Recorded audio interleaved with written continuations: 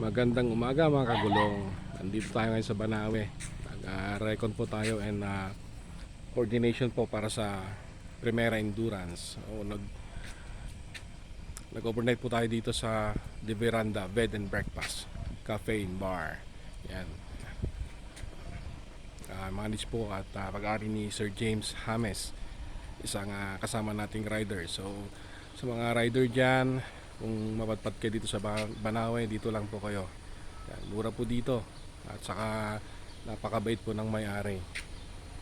Yan, pasukin natin, itignan natin kung gaano kaganda sa likod. Yan.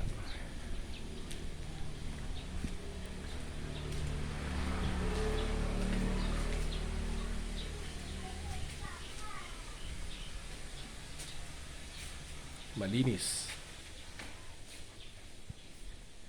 ay mga room niya. Ito yung mga ordinary room, tapos nasa taas po yung mas mahal private, pero kompleto na po.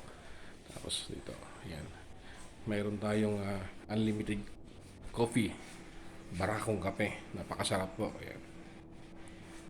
Yan. So ito na po tayo sa likod.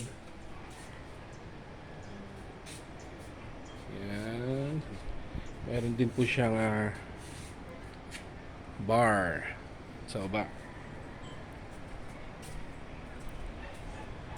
Yan. Kung gusto nyo hanapin to, #Banawe.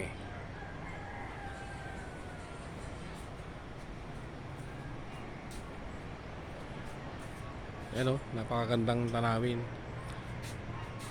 Kung nakikita nyo yung daan doon, yun po yung papuntang bundok. Doon po kami pupunta mamaya.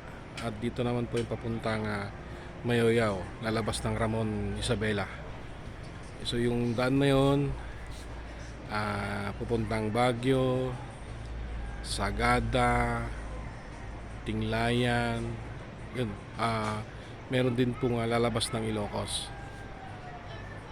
Ngayon ay meron tayong breakfast. So kain muna tayo at nagugutom na bago bibiyahe. Kasama ko si Muto Kunot. Yan. Good morning and breakfast tayo.